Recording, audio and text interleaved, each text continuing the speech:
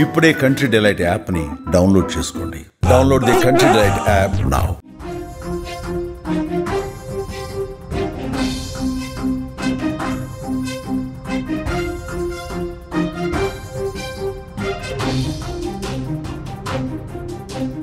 చిత్తూరు జిల్లాలో betting app run చేస్తూ కూడా నిర్వాహకుడు పట్టుబడినట్లుగా తెలుస్తోంది. ఇంటర్ వరకే చదువుకొని భారీ మోసానికి తెరలేపాడు. సెల్ ఫోన్ షాపు పేరుతో బెట్టింగ్ యాప్ ని రన్ చేస్తున్నట్లుగా కూడా తెలుస్తోంది. అలాగే రాధే ఎక్స్చేంజ్ పేరుతో ఘరానా మోసం చేస్తున్నట్లుగా తెలుస్తోంది. బెట్టింగ్ యాప్ తో కోట్లు సంపాదించినట్లుగా చందు మనకైతే సమాచారం అందుతోంది. చిత్తూరు జిల్లాలో రాధే ఎక్స్చేంజ్ పేరుతో ఓ వ్యక్తి చేస్తున్న ఘరానా మోసం బయటపడింది.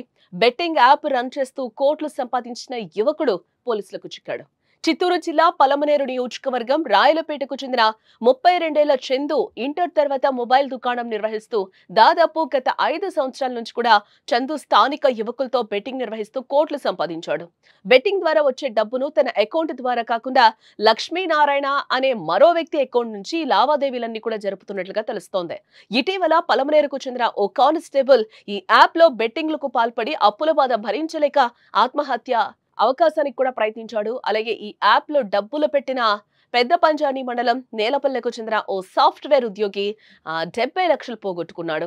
అనంతరం ఈ సాఫ్ట్వేర్ ఉద్యోగి పెద్ద పంజాని పోలీసులకైతే ఫిర్యాదు చేయడం జరిగింది. అలాగే లక్ష్మీనారాయణ అనే వ్యక్తి కూడా తన బ్యాంక్ అకౌంట్ ను తనకు తెలియకుండా కోట్లలో లావాదేవీలు జరిపినట్లుగా కూడా పోలీసులకు ఫిర్యాదు వెళ్లినట్లుగా తెలుస్తోంది. ఇలా చందుపై పలు కేసులు నమోదవుతూ ఉండడంతో పోలీసులు ఇప్పటికే అలర్ట్ అయినట్లుగా కూడా తెలుస్తోంది. ఈ మొత్తం వ్యవహారంపై స్పెషల్ టాస్క్ ఫోర్స్ పోలీసులు అయితే దృష్టి పెట్టారని చెప్పుకోవచ్చు. చిత్తూరు జిల్లాలో జరుగుతున్న అక్రమాలపై పోలీసులు నిఘా పెంచారు. ఇందులో భాగంగా ఈ ఆన్లైన్ బెట్టింగ్ దందాపై వారికి సమాచారం అందడంతో దీంతో పోలీసులు చందుని రెడ్ హ్యాండెడ్ గా పట్టుకున్నట్లుగా తెలుస్తోంది. ఈ కేసులో చందుతో పాటు మరికొంతమంది కీలక వ్యక్తులు ఉన్నట్లుగా కూడా పోలీసులు అనుమానిస్తున్నారు.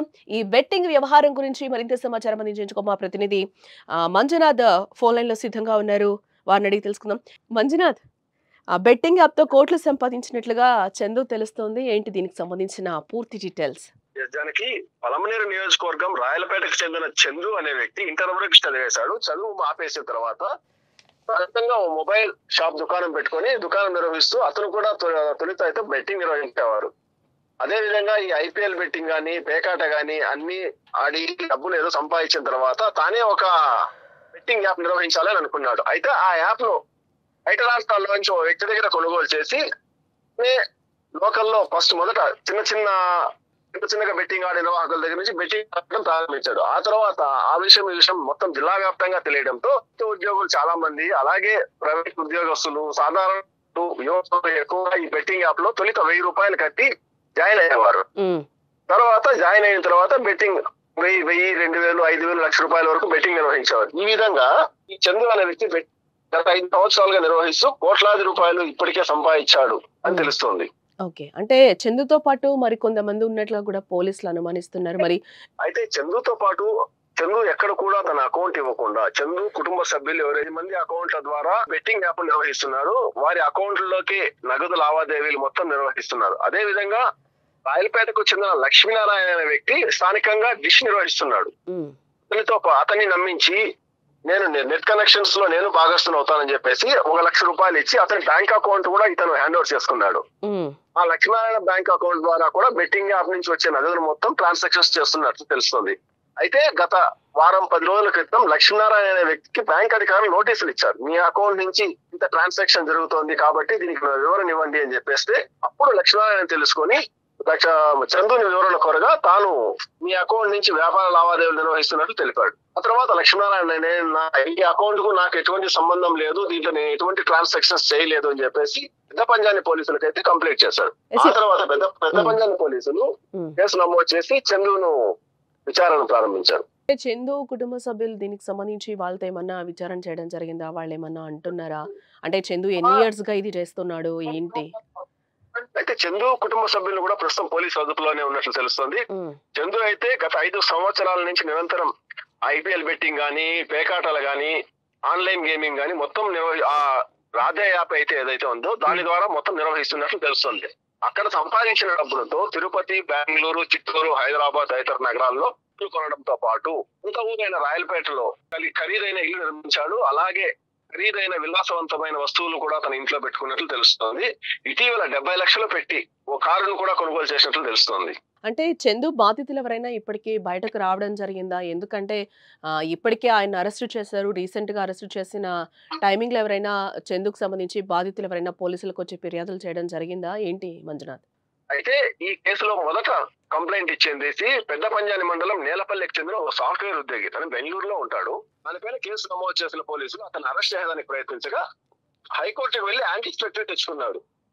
ఆ కేసు నడుస్తుండగానే ఈ లక్ష్మీనారాయణ అనే వ్యక్తి రెండో కేసు ఇవ్వడంతో ఇతన్ని నిన్న సాయంత్రం అంటే ఆదివారం సాయంకాలం పెద్ద పంజాని పోలీసులు పలంనేరు రూరల్ సిఐ పరశురాముడు ఆధ్వర్యంలో అరెస్ట్ చేసి తరలించారు.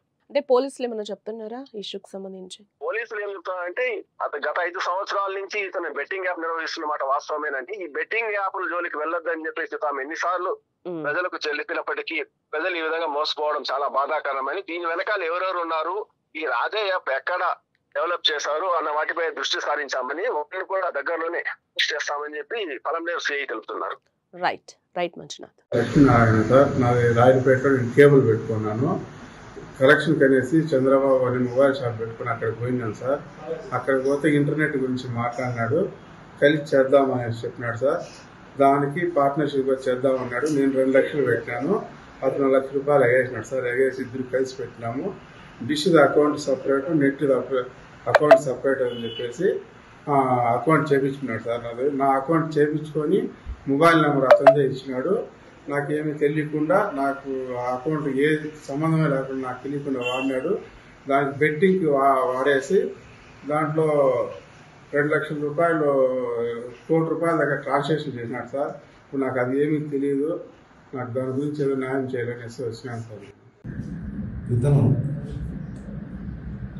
ఇతని బంధువులు మరియు స్నేహితులు మరియు తెలిసిన వ్యక్తులకు సంబంధించి బ్యాంక్ అకౌంట్లు ఓపెన్ చేసి వారికి సంబంధించిన ఏటీఎం కార్డులు మరియు ఫోన్పే కూడా ఇతనే లింక్ ఇచ్చుకొని ఆ అకౌంట్లలో డబ్బులు ట్రాన్సాక్షన్ జరుపుతూ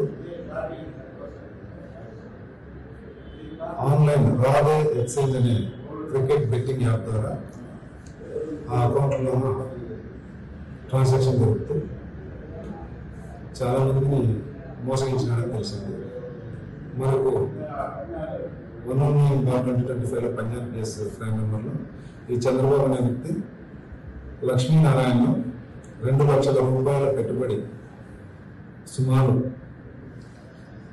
3 సంవత్సరాల నుంచి ఏమి ఇవ్వకున్నట్లు మరియు అదేవిధంగా లక్ష్మీనారాయణకు సంబంధించిన అకౌంట్ ఇండస్ఇండ్ బ్యాంకులో తీసుకొని అతనే ఫోన్పే నంబర్ కనెక్షన్ ఇచ్చుకొని సుమారు 1 కోటి రూపాయల వరకు ట్రాన్సాక్షన్ జరిపినాడని, క్రికెట్ బెట్టింగ్కి సంబంధించిన లావాదేవీలు జరిపినాడని చెప్పేసి అతను మోసగించడానికి ఫిర్యాదు మేరకు ఇతన్ని చంద్రబాబు అరెస్ట్ చేయడం జరిగింది.